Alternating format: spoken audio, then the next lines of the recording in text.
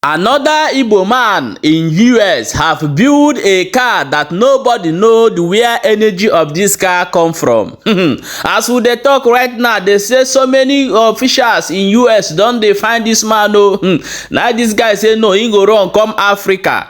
That one no end for there. He come build a house where earthquake no fit destroy. This house why they tell you where e dey work for this picture. You can carry am from Lagos to Imo State, from Imo State to Kaduna. No be small thing o. If you see this invention, this Igbo man has bring a solution to the demolition wey dey go for inside Lagos. So if they say they wan bring your house, you tell them say no, make they wait. Just call the company. They say before 2 hours they don carry the house, carry am go give for their company until when you go get a place where you go restore your house back. They'll carry your house go give for there. And this house sef, as they talk, he say the house can last 400 years. Now I can say here, no be small thing o. My people, God have remembered ndị Igbo, what they call science of technology. Abatago Ali Igbo. No be small thing. And do you know the generation of all these things?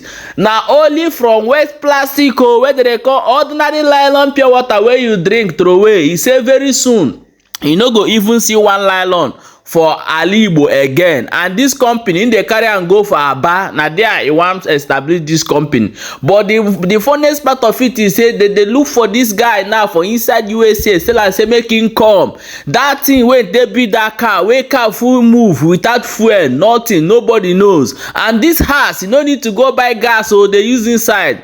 This one is a science and technology. But however, we go play you the video, make you watch and know how this thing take dey happen. However, welcome back to Balabas Gist. If today are the first time where they come across this wonderful channel, you are highly welcome. My people, things are happening. Another Igbo man have surprised the world with wetin build, with invention, wetin build.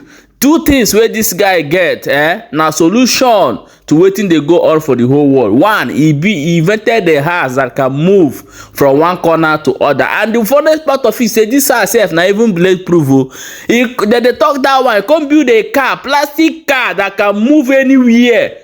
Anywhere. This car that don't even need battery, don't even need the oil, don't even need gas. Let's listen to them before we come back and continue. You are welcome on board. Udo. Because okay. Okay, I found somewhere. The TikTok kwesịrị na n'olu gị. Okay, can we put this headphones?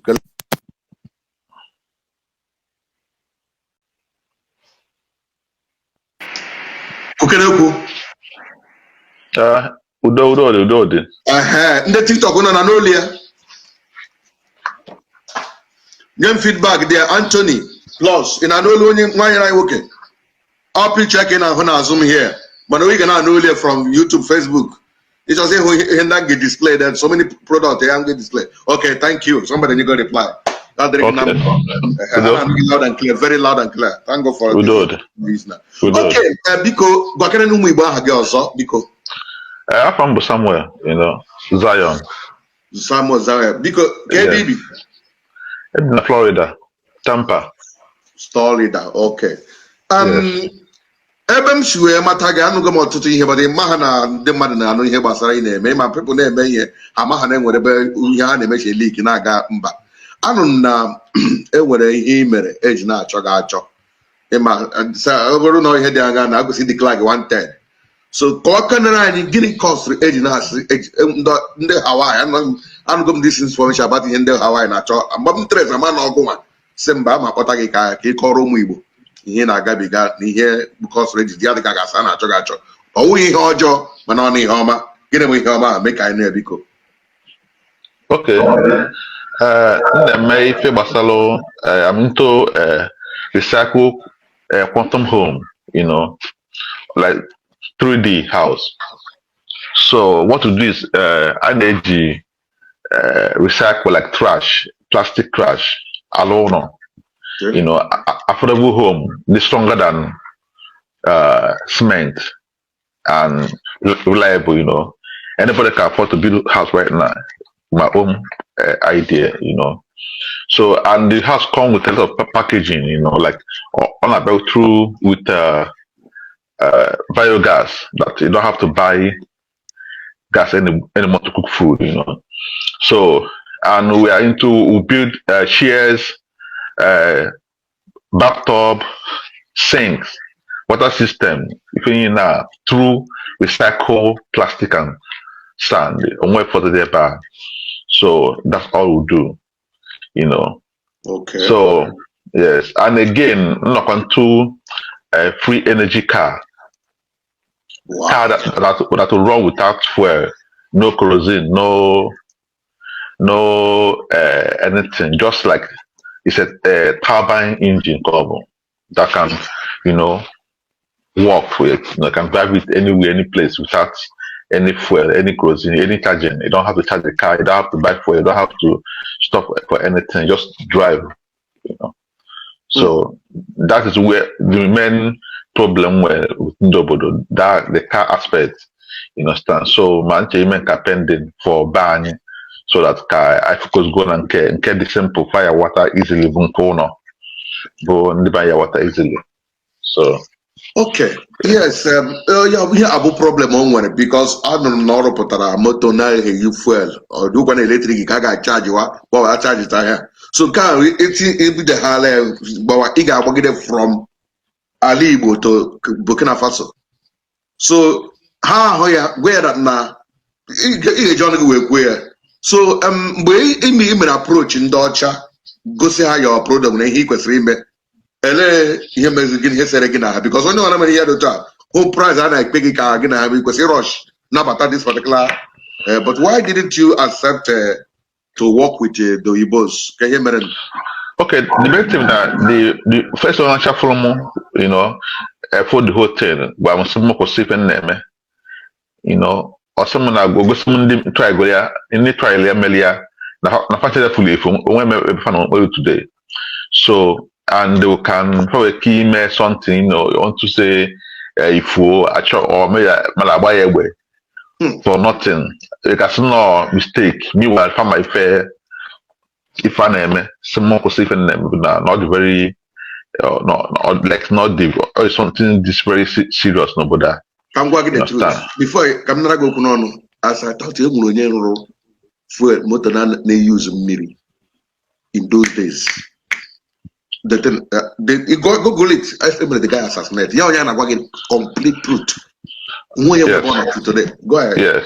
So I have some more to say. No. At least it's so to avoid the some more to say. Somewhere na bonye onye obodo na bonye Africa. You understand? My target is Africa. Or smoke in Africa, okay, no problem. They can accept anything, but so what that more say. Anyway, some people say, I just use everything park here in my garage. So Manakuna was in Sh0ck, I do like saying carbo first to clean the ground on the band. Like one deba and white and just in carbo, like a better bedroom house, and with 10 million naira, I don't know the ready, you understand, or the ready 10 million naira. So with no iron rod.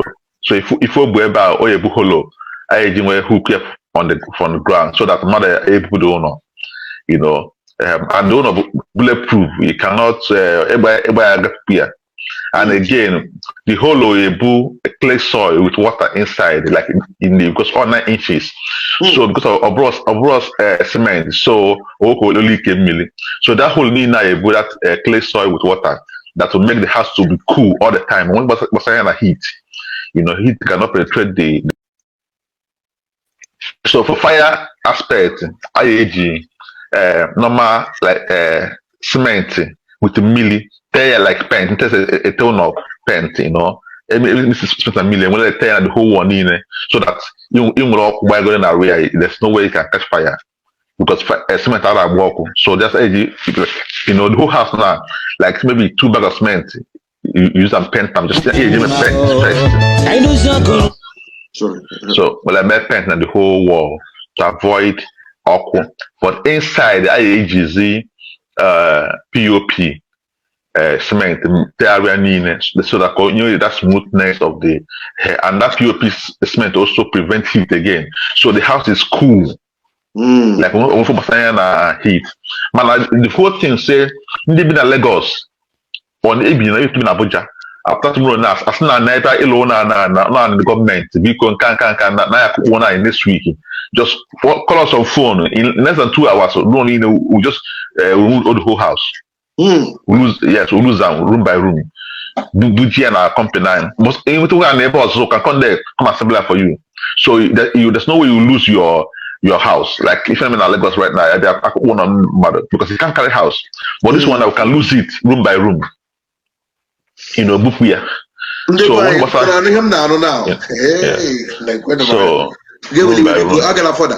ihe a na-achụ ndị Igbo kpakparị na-achụgachi ha na Lagos achụ ọ sị na graduate n'ịrụrụ ya na Lagos achọghị ya ọ nọ na gọọmenti notice of demolition also 2 hours just kpọọ ha na phone 2 hours eburu ụlọ ahụ gwa park ya na their office gị gwa ebe ọzọ ị nwetara ala under how long can it take it physically again in another place?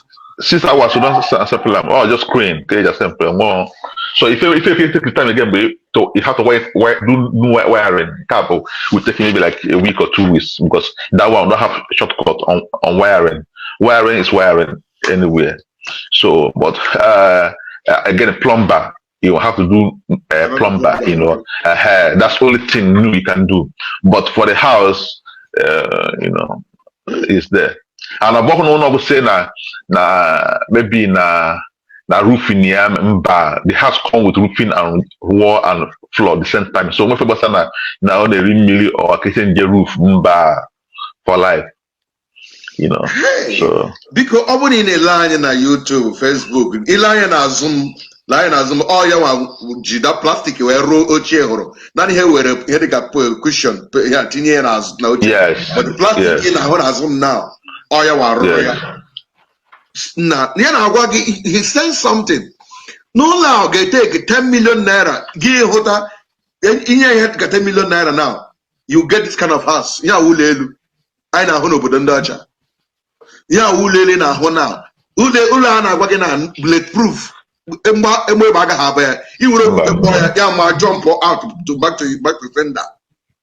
Then if somebody will keep asking how does this stay how do we be strong on the ground? Lose because why can I since so human guy detach in a very short while? How do we stay strong? Only one the book for you. Okay, only hollow for whole edges. Whole edges. So that whole edges are IG chain from the pillars from ground. So the 4 edges of the house are chain.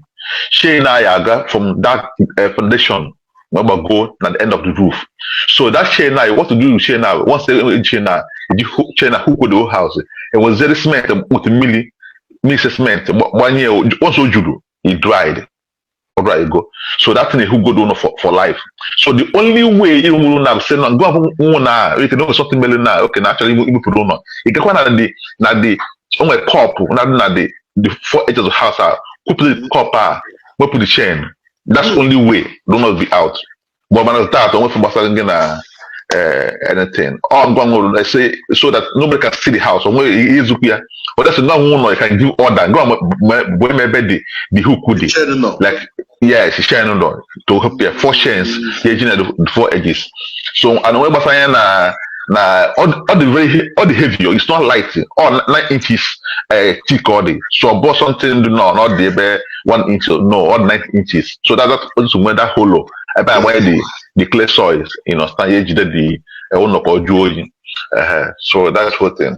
So in IgboMan na mmadụ nwere ike ịrụ ụlọ na-eji cement o ji mmiri anaghị wiki ndị da o ji he gbamgbam ntu na akpam na ata ya ohi na achịkọwa na for now I check online already na already even in Colombia, Venezuela, and then was hurricane because they have to start hurricane. But my own will say my own 3D. Mana faja block. Nke block you have to one day do block like in the bank, do block or this will cost more money. But my own say in a day I can cast one house in my factory in a day. I can cast like 1 or 2 houses in a day. It's like a block. That's how the whole idea is. So I can cast like 2 or 3 houses in a day, which that okay, each alone on that. Imagine say okay now initial email wedding next week na village or something na village. But no immediately need more like you understand you need urgent house. In less than 1 week we not ready. What's saying better for brave but you don't need to.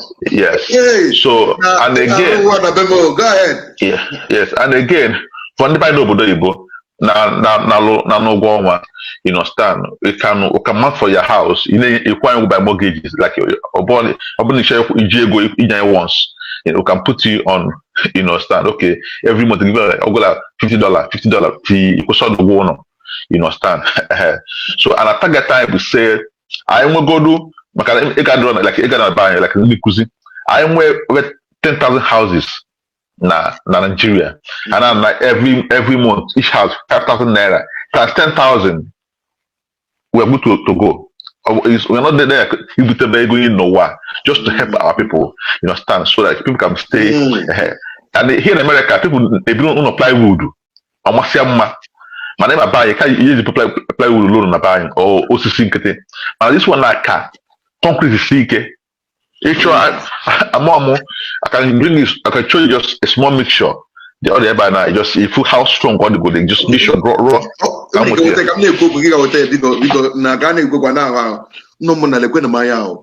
This house now. Here's some guy went to the website here. I've seen your comment. We got because I'm a yogi. Diana YouTube, my watch here. You know, they go see who they made the mixture. This house, mad guy, you can remove it any day, anytime. I'm not going to warn you, ever give it. Go put the chair. But by here, and we can detach chair, book at the different location. Then, no wonder this guy, Hawaii, I'll go to them online. Hawaii get a warning. Because they wanted to buy him off, he couldn't accept the offer. Hey, we were. So, then, this is our group right now, Igbo roller. Yes, he liked the vision. Let us go and build our Igbo. That's why it is where we are heading to Igbo. We don't know not going to meet somebody in Igbo. I don't want to be online. Onya hachoro ko buy here from him. See happy now. Yeah, was simba or be employed to be working for them. Yes, my hachoro they may pay the company. So this is just yes, my. So this is just like raw mixture. Like if you look at them, this is just a raw mixture. How things look like. There's no cement there. This is just inaya like this. If I have no cement right now, you can break the edge of concrete. Man can now. There's no way. It's too strong. Even Sh0ck cannot go inaya now. Just I'll use example now. You know, Jesus Christ. You can't even if I come there, so this you see, can't just if I yes maybe 1 inch, man. We are talking about 11 inch. Jesus Christ. So only Barcelona now. Even hammer, modern hammer, core this thing can break. So if you thought na solid or concrete stick, this is just even na ban, just even na ban you ban you go. Raw material. This is plastic na yeah for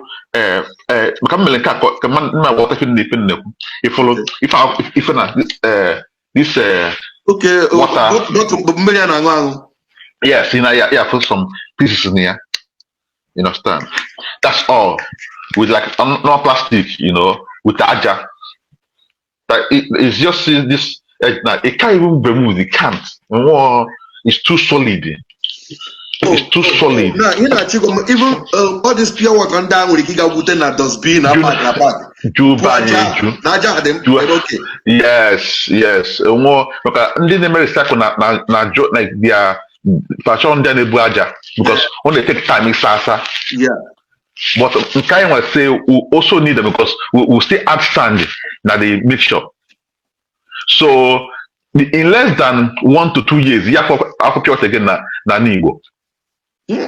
because we use that and start building so then we can extend to Chabazie pure anything plastic, maybe like say Gaba Delta, Gaba Zedo, Gaba maybe Benue, because anywhere does bean.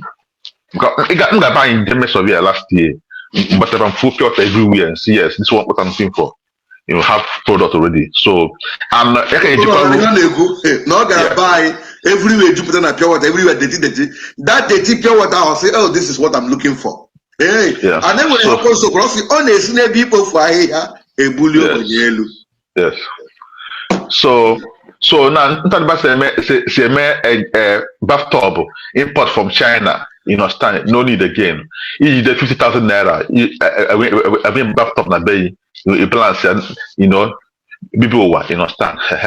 You got jacuzzi. You can give jacuzzi. You can also low even like bathroom, those kind of shower bathroom. Anything that you allow, no, that's what we can do with it. Ma, if Loche, those round, I feel like that, the round. Yeah, go ahead. And then the guy. So the round now, imagine say, if na or they be heat, because na no all the round. So I'm a plastic cup. So the way we cannot say like if you say forever share. The only thing na let the this funding the more share can jokul na watch acquire coffee nearby. I had this nkai for now, which is for now. So nkai just say nkai he can go be a model because so much in me on the baby. Even say all that and bounce or that work, you understand? So it just so like even car bus stop, So car is sent to Jaluya. So this bus stop now where solar panel nenu bona if or charge night time or walk for the bus stops, you understand? So that people can. Sorry, and when I didn't even on the website yet. Yes, I have a website, yes. We can drop it on the website. Can we I will send it to you. I appreciate my certainly, yeah. Okay, I'll send it to you. We keep here on it's Gatown LLC. Okay. www.Gatown LLC. Yes. You are very correct. You have to be very careful, my dear brother. He is. Anyhow, because I'm here them no basara. Anyway, let me not take more. Then like how many years can each building when it can last? 400 good years. Yes, because I found for expire the plastic now for expire. So so I want to turn as well with a crack. So in a Chikoa, there's nothing like crack. Okay, what's a crack? If you have a crack more air, even like air, okay, in physics, right? Okay, that's why air. Doesn't on that air. But in user like bridge now. For them bridge once. For them, yeah, put like say boom boom like say a best join. So that all crack here, right? It will not go straight. So the house I brought one house for all things like this one. Yeah.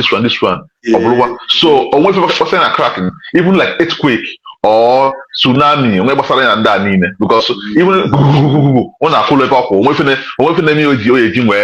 that or anything. Yes, that's whole thing. Yes. So when that one. Then man. Yes. Wow. Okay. Because I'm when Joe's on a Joe, when they say that I needed their number, I told each other number here, I can privately. Somebody. So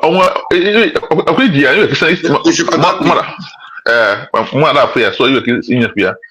Onoma, number, Onomana, on the end on our plan, on a weekend with Joe, Gawapana Libo, Gahash, doesn't know but that Janya Dangane layer. So OTW number like that, half wire new so here. So how well the Emekulu Yarokla the other one.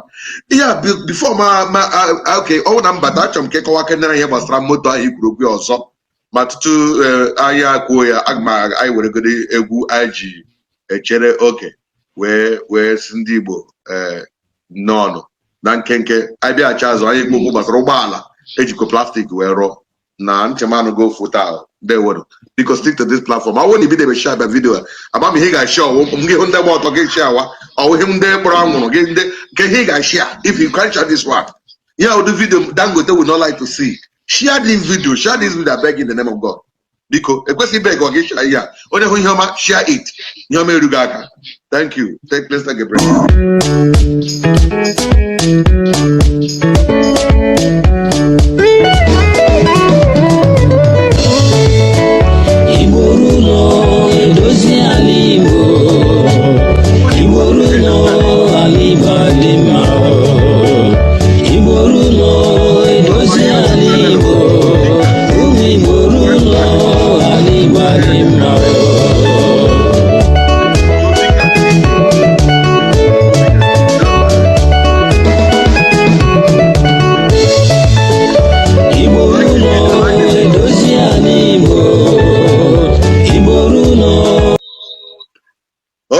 Igbo edozi ala Igbo nwanne nwoke ga-ero ala Igbo ka ọ ga-dozere anyị ala Igbo anyị ụtụ ihe ndụ ga-aghọta na ihe ọ na-akọwara anyị ugbu a site n'ihe gbasara this particular project or company or whatever.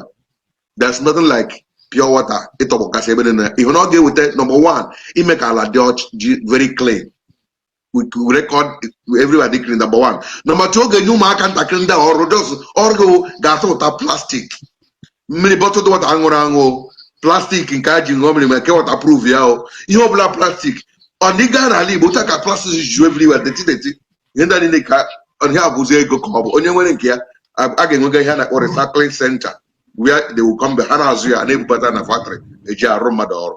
That's number two. Another advantage bụ otu a na-esekarị okwu ala ọ gara gara ụlọ na be nna m ọ ga-ebe gị onye kama ọ na-resolve ya gị ji nwe burukwa ụlọ gị relocate ebe a resolve ọ bụrụ na ịrụchara ụlọ asị oke ha ga-akụtu ya bidokwa n'isi of ịkụtu ụlọ end ga finally uru ọzọ ihe dị na ya bụ Dangote aga-adị ndị ncha n'ụlọ udo onye dota na-emezi anụgo m ihe ya na ndị Awụsa gara ha chọkwa ka ha kpọrọ ya sizie ya na-akpụ nyamiri bede ọ naghị na Awụsa ya sị ya ma ya na-ekedo ya ya gbapụ ọsọ from there gbaghachi back to America. So he's going back to ala Igbo now to go and establish this thing, and I chọrọ ka work in agreement with this group na-akpọ Igbo Ruler. Because Igbo Ruler ndị na champion let your factory nke nọ n'ụzọ wetakwara anyị n'ama let us be working ka we can promote ala Igbo anyị. Ihe a bụ ihe a ga-ewere uga ndị gọọmenti na iwe again, and the government will keep this vision, but we don't want them ha bụrụ ha gawa. But if one this thing say na amara Chineke onye ọbụla n'ime unu chat me up my number remain 080 sorry I'm Nigerians 91+1 916 370 4199. So each time up, I will join our investment team. I have formed Ugoria Investment Organization. We had a meeting today. Bokoro here everywhere at Babaka. So as many that want to join, can collaborate and work. Now, unfortunately, they are Obu no be here in a particular place, but Obu change go be but the one you have been a leave one Nabiko. I'm my number, but he's not going to establish in number. He's going to about why. When you listen, or the Choro Egawaba. Oshnachi, thank you for sharing this video. God bless. But the one you have been a leave one Nabiko. I'm my number, but he's not going to establish in number. He's going to about why. When you listen, or the Choro Egawaba. Oshnachi, thank you for sharing this video. God bless. My people, share this video. Very, very important. Share the video and make sure say they follow this channel for more updates. If you dey like good things, share this video. This is what we need in Igbo land. This is what we need in Southeast. We need more like this. Our youth these days have lost what the God give them. Also, and they carry laptop. Guys, you get wetin God they bless you. No allow them to go no matter what.